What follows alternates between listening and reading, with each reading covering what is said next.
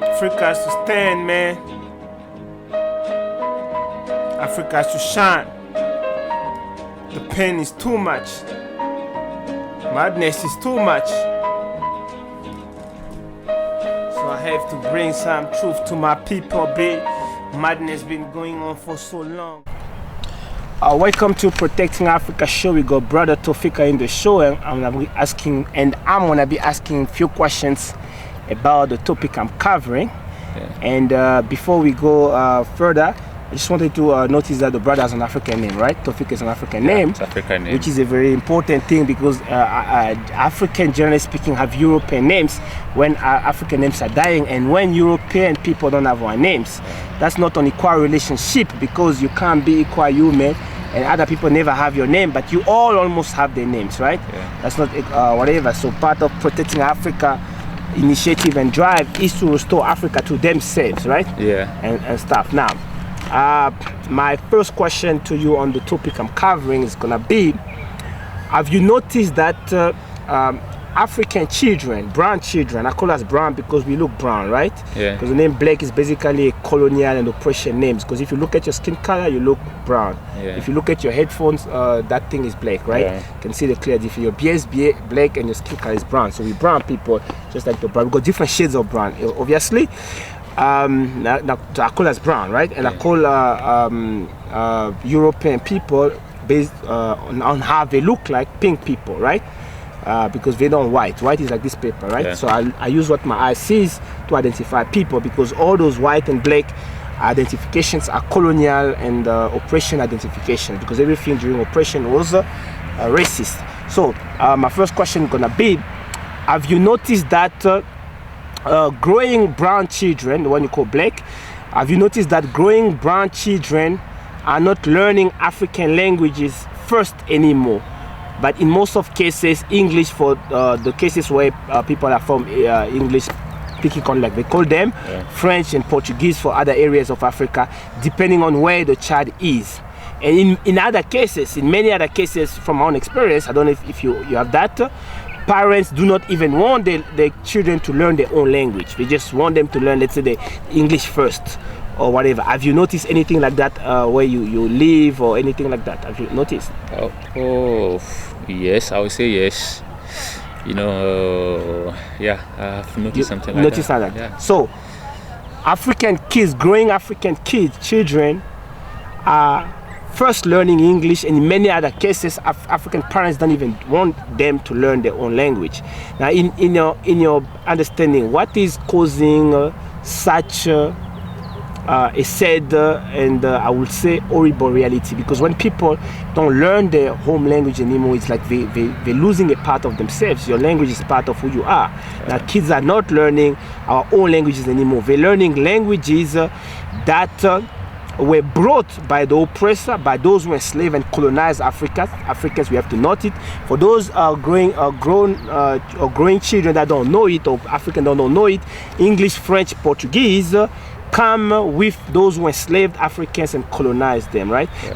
Now, so in your understanding, in your observations, if you observe, you can think now, what might be causing such a horrible reality where Africans don't teach the children their own language anymore?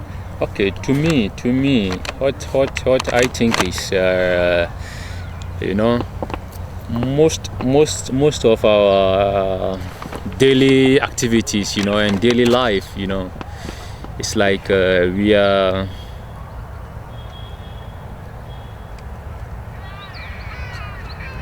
You see, when we don't taught our local languages up to our university level, you understand? We only studied either English or French or Portuguese. Yes, yeah, depending on where. Yeah. Depending on where you come from in Africa, living our own dialect, because our great grandfathers, you know, did not build that foundation for us. You see, they did not build it for us. Yeah. You see, so in this case, for instance, if I want to study medicine, or if I want to do engineering, you see, there is no book. And let's take it in Ghana. Let me use Ghana for instance. There is no book in Akan, Yeah. or in Inzma, or in anywhere. Yeah. You see that has can, those information on the language. Now, so if I understand what you said, the fact that the informations, the school informations that is needed for a child to succeed in the current environment is not in the local language, which mean the parents don't see any need for the children to learn those languages, because even the parent themselves, they don't know the language. Now, it is obvious that African languages are dying because of that reality, isn't it? Yeah.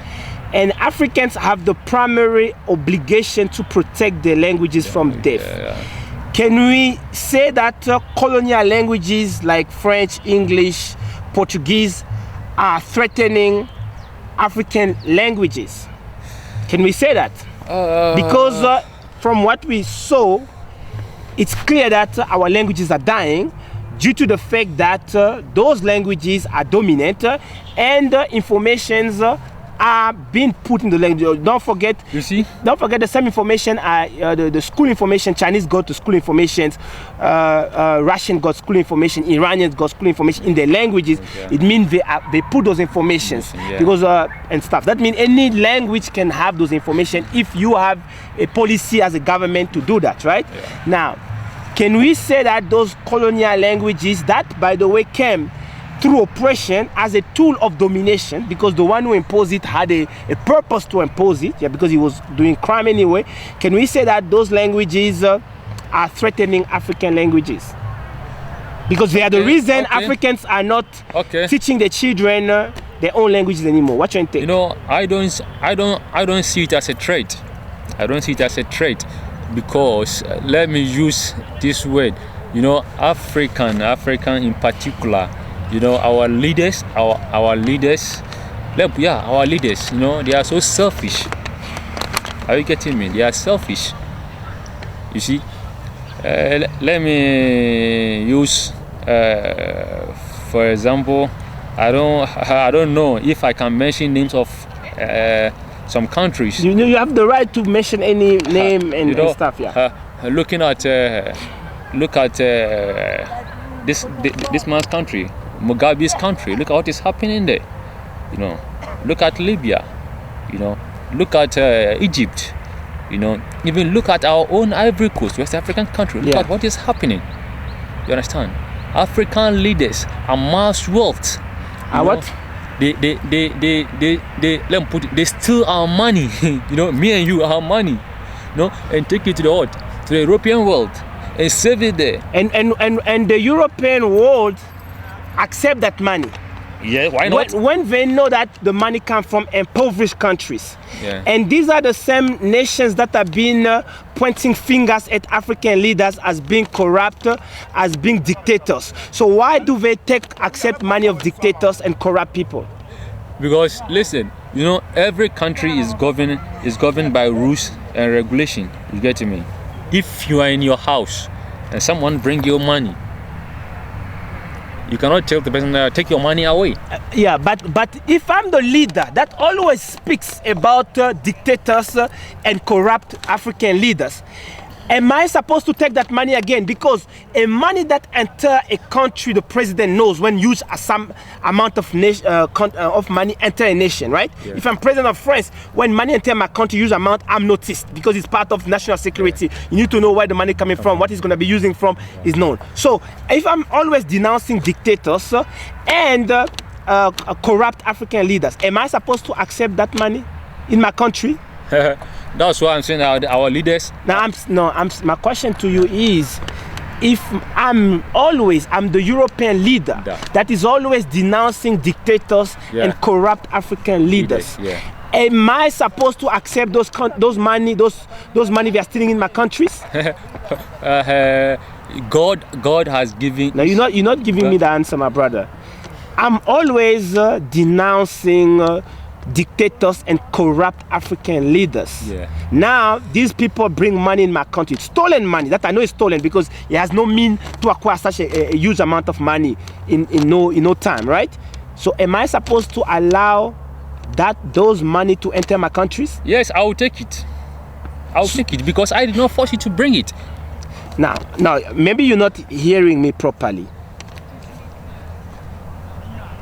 I'm a European leader who always point fingers at dictators. I say Africa is full of dictators. This is a dictator. He's corrupt. He's doing that. Yeah. This is a bad man. He's killing his people. He's robbing this. He's doing that, right? Yeah. But that same leader brings stolen money in my nations. Am I supposed to accept that money? Oh no. Huh? Am I supposed to accept that money? If only we speak the truth, it's not good, it's not good to take the money once you knows that the money has been stolen. But the person is not forcing you. Now, but you know that the money stolen in Africa goes to those countries, those European countries, and these are the European countries that accuse African leaders of being dictators and despots and oppressors and corrupt, isn't it? Yeah. So what game are they playing? In one hand, they accuse these people of being despot dictators and stuff. In other hands, they allow stolen money in the banks. Do you think those nations that accuse Africans should be taken as credible nations when they say things like that? It's an interesting question.